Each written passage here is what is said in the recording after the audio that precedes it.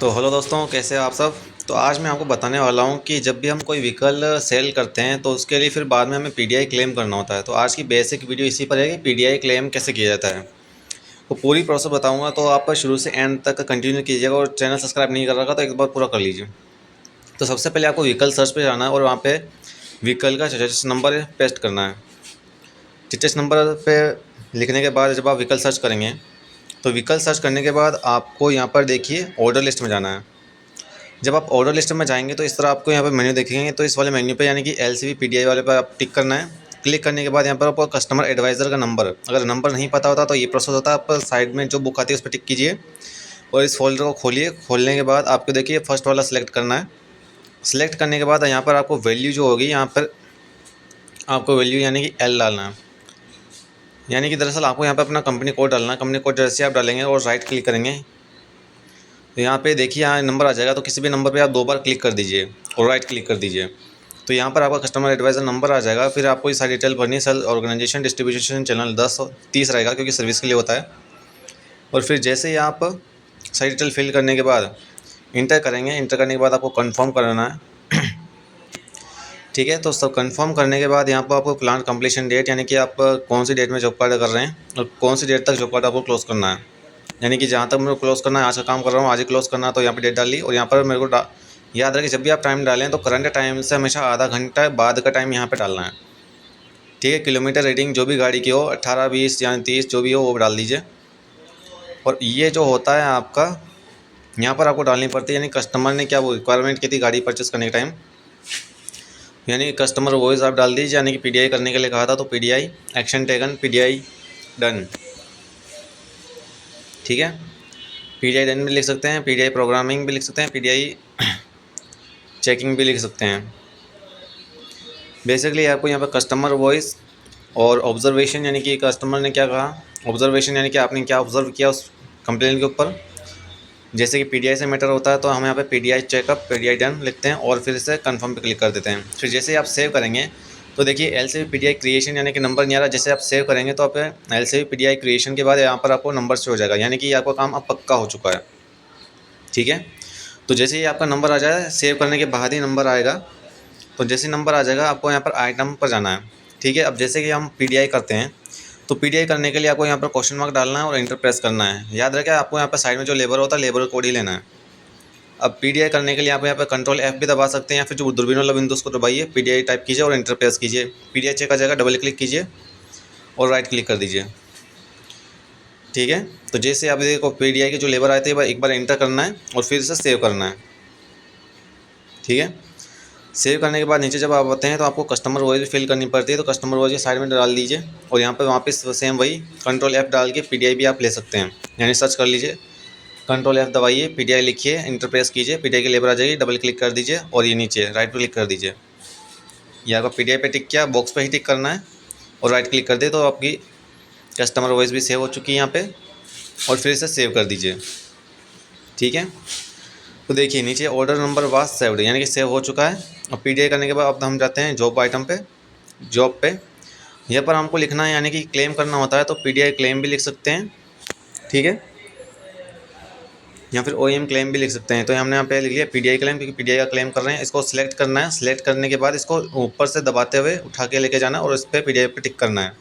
ठीक है, और इस फिर से सेव करना है। सेव करने के बाद हम इसे करेंगे रिलीज़। ठीक है, क्योंकि हमने वो आधे घंटे का टाइम दिया था तो रिलीज़ करना है। रिलीज़ के बाद आपको यहाँ पर जाना है स्पिल्ट में, यानी जो जॉब कार्ड हमने बनाया था उसे हमने रिलीज़ कर दिया। अब यहाँ पर हमको वारंटी में लेना है क्योंकि पीडीआई क्लेम हमेशा वारंटी में होगा। कस्टमर वॉइस में आपको कुछ भी नहीं डालना है। अब वारंटी कैटलॉग जो आती है यहाँ पर साइड वाली बुक पे टिक करेंगे।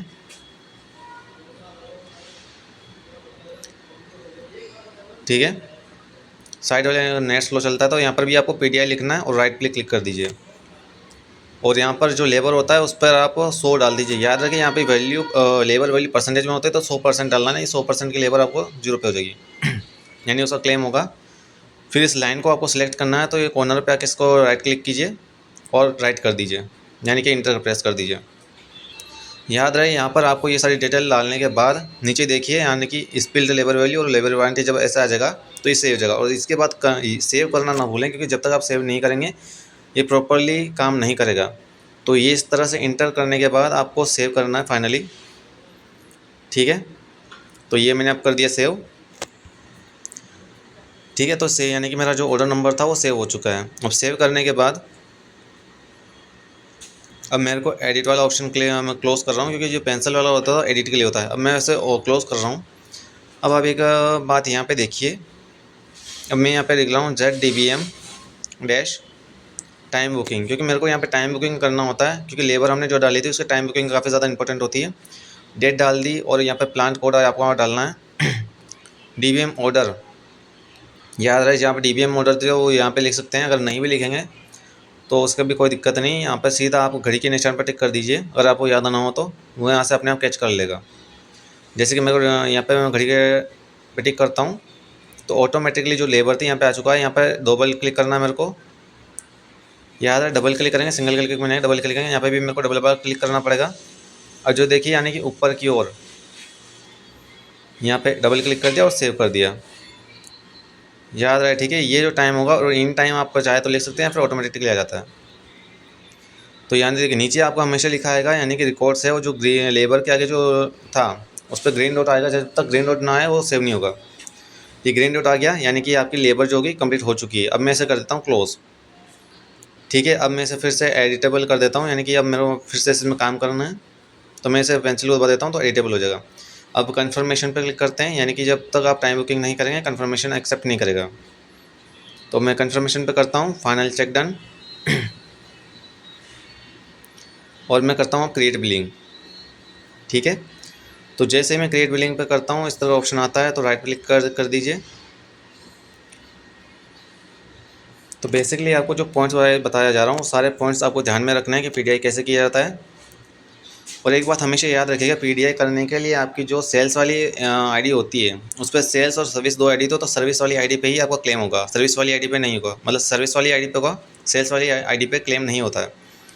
तो बेसिकली अब देखिए यानी कि मतलब CBI टू जॉब कार्ड यानी कि मैं से राइट करता हूँ तो देखता हूँ कि मतलब कैसे बना है।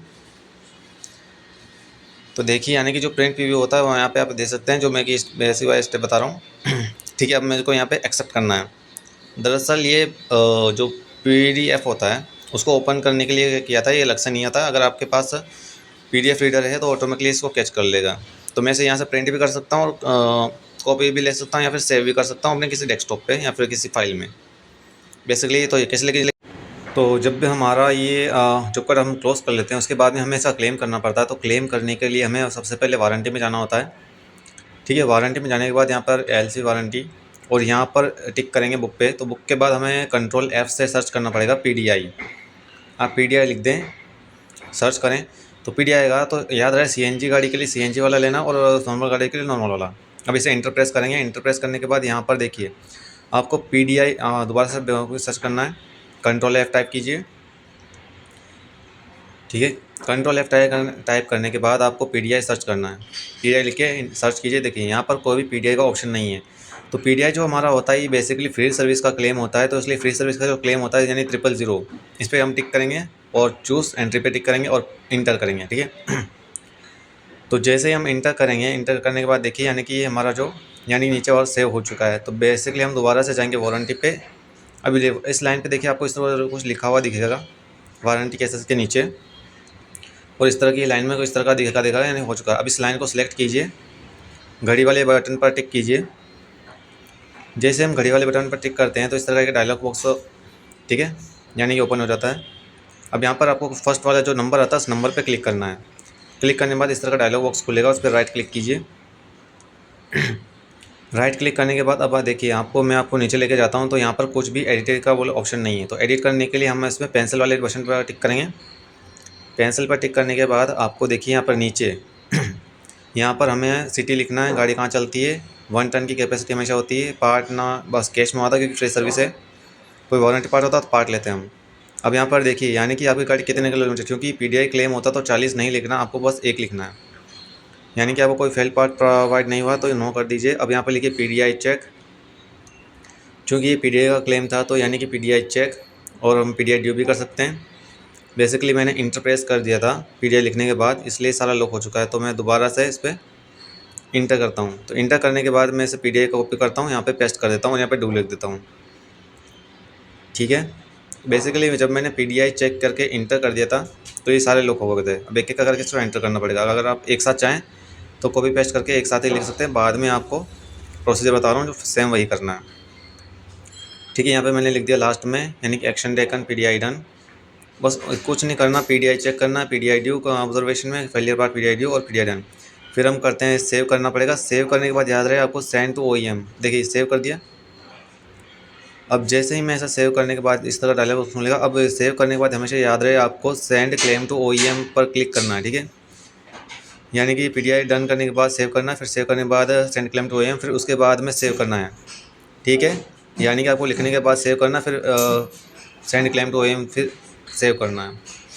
सेंड क्लेम टू ओईएम करने के बाद भी आपको सेव करना है। जब तक आप सेव नहीं करेंगे आपका क्लेम सक्सेसफुली क्रिएट नहीं होगा। ठीक है, तो सेंड क्लेम टू ओईएम के बाद मैंने दोबारा से इसको सेव किया है। अब देखिए नीचे नीचे जाता हूँ, यहाँ पे क्लेम सक्सेसफुली क्रिएटेड, यानी कि क्लेम जो है हो चुका है। तो इसी तरह का बेसिक क्लेम जो होता है, यानी आपका एक कंप्लीट प्रोसेस हो चुका है पीडीआई का, पीडीआई इंटर करने से लेकर उसका क्लेम करने तक। तो कैसे लगी वीडियो, मिलते हैं अगली जानकारी में कुछ नई जानकारी के साथ। तो चैनल सब्सक्राइब ज़रूर कर लें। तो बेसिकली मैं ये जो पीडीआई है वो एलसीबी की है। मिलते हैं अगली वीडियो में, धन्यवाद।